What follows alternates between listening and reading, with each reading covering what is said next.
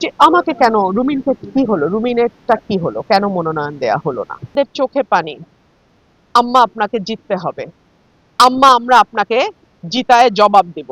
আমি প্রথমেই মহান রাব্বুল আলামিনের দরবারে অনেক অনেক শুকরিয়া আদায় করি, এবং আমি আমার এলাকার আমার দুটো উপজেলা এবং বিজয়নগর উপজেলার দুটো ইউনিয়ন, যেই মানুষ আছে, যে ভোটাররা আছে, তাদের যে স্বতঃস্ফূর্ত সাড়া আমি দেখছি, আমার আল্লাহর দরবারে শুকরিয়া জানানোর কোনো ভাষা নাই। এক একজন মুরব্বী আসেন, ওনাদের চোখে পানি।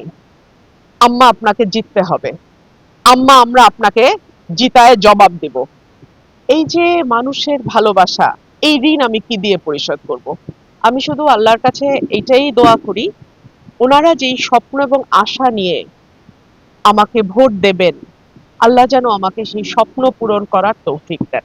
আমাকে না, এটা দলের ঊর্ধ্বতন, অতি ঊর্ধ্বতন কিছু মানুষ গিয়েছিলেন ওনার সঙ্গে দেখা করতে, তখন উনি বলেছিলেন এই কথাটা, যে আমাকে কেন, রুমিনকে কি হলো, রুমিনেরটা কি হলো, কেন মনোনয়ন দেয়া হলো না? সেটা উনি হাসপাতালে যাবারও 2 দিন আগে, 2-3 দিন আগে উনি কথা বলেছিলেন। তো যেটাই হোক, আমার রাজনীতিতে কিন্তু তকদিরের বাইরে কিছু হয় না। হ্যাঁ, ভীষণ রকম ভাগ্য এখানে কাজ করে। সো আমার ভাগ্যে ঠিক ওটাই ঘটছে যেটা আমার বাবার সাথে 73-এ ঘটেছিল। সো আমার বাবা, তখন নৌকার জোয়ার ছিল, আর কোনো দলের জোয়ার ছিল না।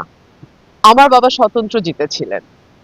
এখন বাংলাদেশে এই মুহূর্তের প্রেক্ষাপটে, যেহেতু আওয়ামী লীগ নাই, বিএনপির একটা জোয়ার দেখা যাচ্ছে, সেখানে আমি আবার স্বতন্ত্র দাঁড়াচ্ছি। সো এটাকে আমি ভাগ্যের খেলা ছাড়া আর কি বা বলতে পারি। আপনারা ভুল দেখেছেন। না, এটা একটা ভিডিও তো দেখেছি। না, আমি বলেছি যদি কোনো বেইনসাফ হয়ে থাকে, যদি কোনো বেইনসাফ হয়ে থাকে, সেই বিচার আমি আমার ভোটারদের হাতে ছেড়ে দিলাম। আপনি কি বেঞ্চে মনে করেন? সেটা মানুষ কি বলে আপনি দেখেন, আমি কেন বলবো? মানুষ কি বলে দেখেন।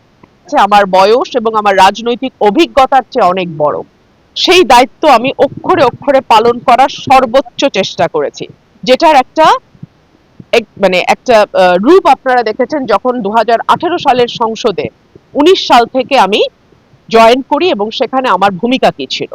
দল যখন 22 সালের ডিসেম্বরে আমাকে পদত্যাগ করতে বলে, আমি এক মুহূর্ত চিন্তা করি নাই। যখন বলেছে, যেদিন বলেছে, তখনই আমি সেই মুহূর্তে পদত্যাগ করেছি।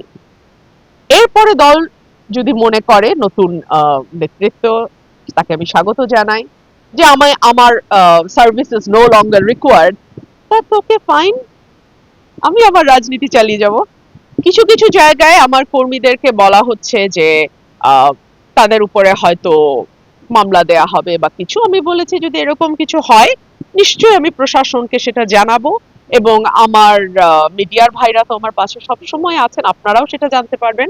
আমি সেটার ব্যাপারে যথাযথ ব্যবস্থা নেব, যদি এমন কিছু খুব মানে এমন কিছু হয় যেটা আমার নির্বাচনে এফেক্ট করবে, আমার নেতা কর্মীদের নিরাপত্তাকে বিঘ্নিত করবে, সার্টেনলি আমি দেন অ্যান্ড দেয়ার ব্যবস্থা নেব।